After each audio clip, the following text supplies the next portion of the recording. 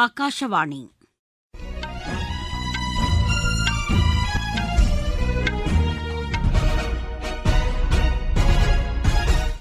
செய்திகள் வாசிப்பவர் சித்ரா பாலசுப்ரமணியன்.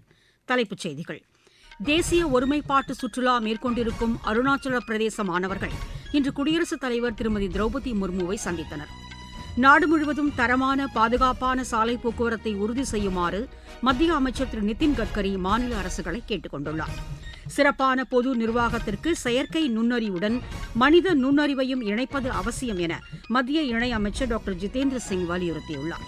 மேற்குவங்க மாநிலம் கொல்கத்தாவில் உறுதியான ஆதாரங்களின் அடிப்படையிலேயே சோதனை நடத்தப்பட்டதாக அமலாக்க இயக்குநரகம் தெரிவித்துள்ளது.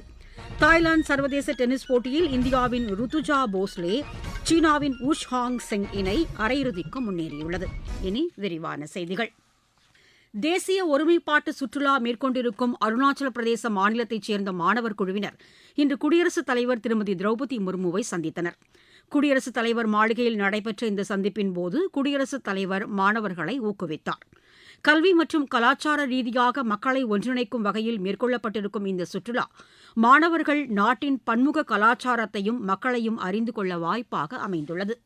நாடு முழுவதும் தரமான, பாதுகாப்பான சாலை போக்குவரத்தை உறுதி செய்ய வேண்டும் என மத்திய சாலை போக்குவரத்து மற்றும் நெடுஞ்சாலைத்துறை அமைச்சர் திரு நிதின் கட்கரி வலியுறுத்தியுள்ளார். புதுதில்லியில் இன்று நடைபெற்ற மாநில மற்றும் யூனியன் பிரதேசங்களின் அமைச்சர்கள் ஆண்டுக் கூட்டத்தில் உரையாற்றிய அவர், சாலை போக்குவரத்து கட்டமைப்புகளை விரிவுபடுத்தவும் மேம்படுத்தவும் மத்திய மாநில அரசுகளுக்கு இடையில் நெருங்கிய ஒத்துழைப்பு தேவை என வலியுறுத்தினார். சாலை கட்டமைப்பு வசதிகள் தொடர்பான கொள்கைகளை வகுப்பது, மக்களின் அடிப்படை தேவைகளை பூர்த்தி செய்யும் வகையில் சாலை வசதியை மேம்படுத்துவது போன்றவற்றிற்கு முக்கியத்துவம் அளிக்கப்பட வேண்டும் என்றும் திரு நிதின் கட்கரி வலியுறுத்தினார். சிறப்பான பொது நிர்வாகத்திற்கு செயற்கை நுண்ணறிவுடன் மனித நுண்ணறிவையும் இணைப்பது அவசியம் என மத்திய இணையமைச்சர் டாக்டர் ஜிதேந்திர சிங் வலியுறுத்தியுள்ளார். புதுதில்லியில் இன்று திறன் உருவாக்கத்திற்கு செயற்கை நுண்ணறிவு என்ற தலைப்பிலான பயிலரங்கில் பேசிய அவர், செயற்கை நுண்ணறிவு வலிமையான தொழில்நுட்பமாக உருவெடுத்து வருவதை சுட்டிக்காட்டினார். இதனை மனிதர்களின் வழிகாட்டுதலுடன் பின்பற்றுவதன் மூலம் அதன் பயன்பாட்டை சிறப்பானதாக மாற்ற முடியும் என்றும் அவர் குறிப்பிட்டார். திறன் உருவாக்கத்துடன் செயற்கை நுண்ணறிவை ஒருங்கிணைப்பது பற்றி கூறிய அவர், செயற்கை நுண்ணறிவு சார்ந்த பல்வேறு சாதனங்கள் செயல்பாட்டிற்கு வந்திருப்பதை சுட்டிக்காட்டினார். இவை விரைவான திட்டமிடலுக்கும் பல்வேறு அமைச்சகங்களின் சேவைகளை மேம்பட்ட வகையில் வழங்குவதற்கும் உதவிகரமாக உள்ளன என்றும் டாக்டர் ஜிதேந்திர சிங் தெரிவித்தார். வாக்காளர் பட்டியல் சிறப்பு தீவிர திருத்தப் பணிகளை எதிர்த்து தாக்கல் செய்யப்பட்ட மனுக்கள் மீதான இறுதி விசாரணையை உச்சநீதிமன்றம் வரும் 13ஆம் தேதிக்கு ஒத்திவைத்துள்ளது. தலைமை நீதிபதி திரு சூரியகாந்த் இந்த மனுக்கள் மீதான கோரிக்கைகள் அன்றைய தினம் விசாரணைக்கு எடுத்துக் கொள்ளப்படும் என தெரிவித்துள்ளார். குஜராத் மாநிலம் பிரபாஸ்பட்டினத்தில் உள்ள சோம்நாத் கோவிலின் பாரம்பரிய மற்றும் ஆன்மீக சிறப்பை விளக்கும் சுவாபிமான் பர்வ் திருவிழா இன்று கோலாகலமாக தொடங்கியது.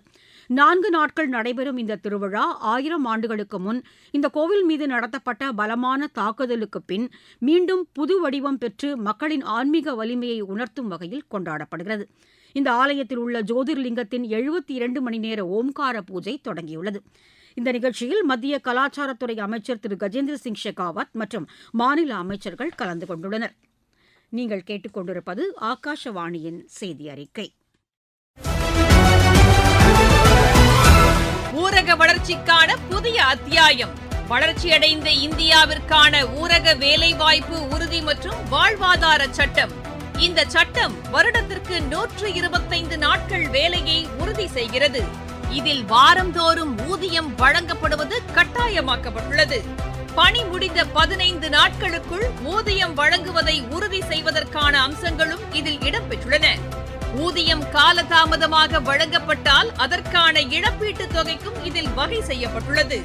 வளர்ச்சியடைந்த இந்தியாவிற்கான பயணத்தில் மோடி அரசு தொடரும் சீர்திருத்த நடவடிக்கைகள்.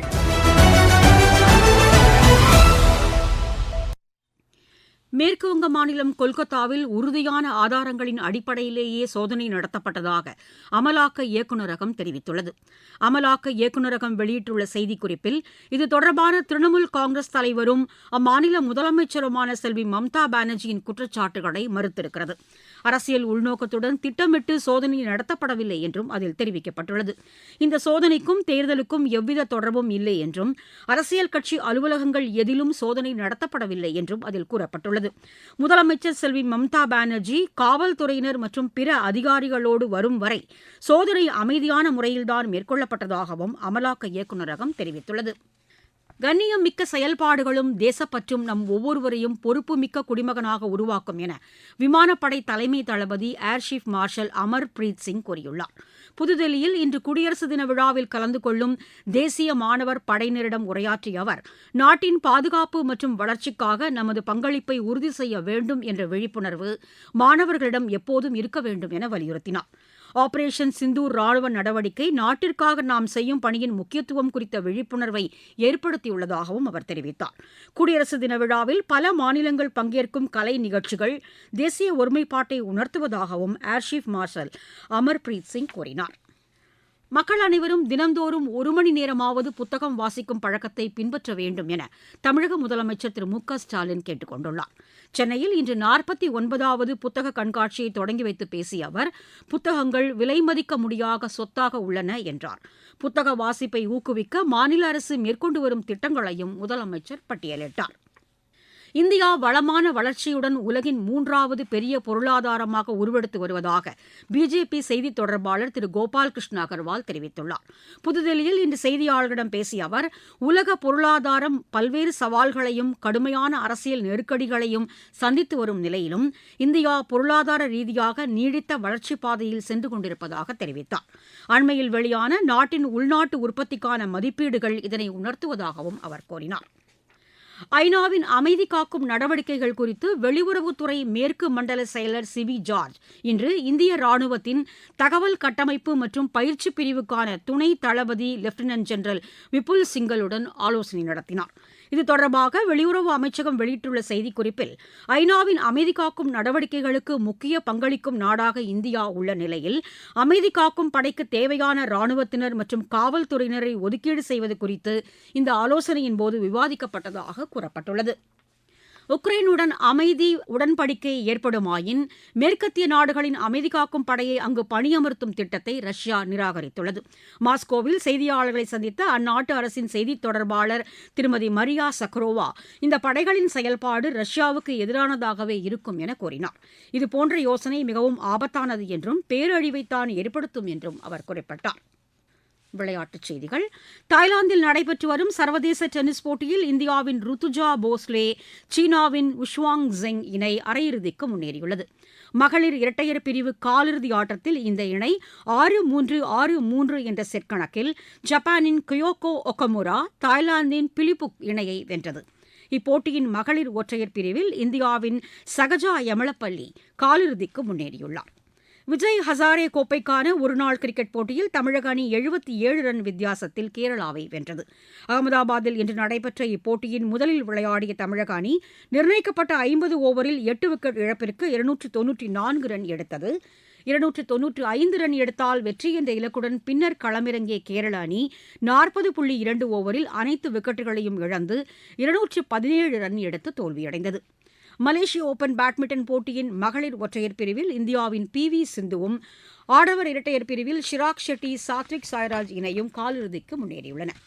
உலகக்கோப்பை மகளிர் 2020 கிரிக்கெட் போட்டி தகுதிச்சுற்று ஆட்டங்களுக்கான அட்டவணை வெளியிடப்பட்டுள்ளது. இந்த தகுதிச்சுற்று ஆட்டங்கள் நேபாளத்தில் வரும் 14ஆம் தேதி தொடங்கி அடுத்த மாதம் 1ஆம் தேதி வரை நடைபெறுகின்றன. மீண்டும் தலைப்புச் செய்திகள். தேசிய ஒருமைப்பாட்டு சுற்றுலா மேற்கொண்டிருக்கும் அருணாச்சல பிரதேச மாணவர்கள் இன்று குடியரசுத் தலைவர் திருமதி திரௌபதி முர்முவை சந்தித்தனர். நாடு முழுவதும் தரமான, பாதுகாப்பான சாலை போக்குவரத்தை உறுதி செய்யுமாறு மத்திய அமைச்சர் திரு நிதின் கட்கரி மாநில அரசுகளை கேட்டுக் கொண்டுள்ளார்.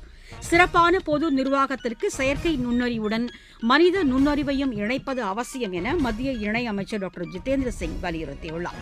மேற்குவங்க மாநிலம் கொல்கத்தாவில் உறுதியான ஆதாரங்களின் அடிப்படையிலேயே சோதனை நடத்தப்பட்டதாக அமலாக்க இயக்குநரகம் தெரிவித்துள்ளது.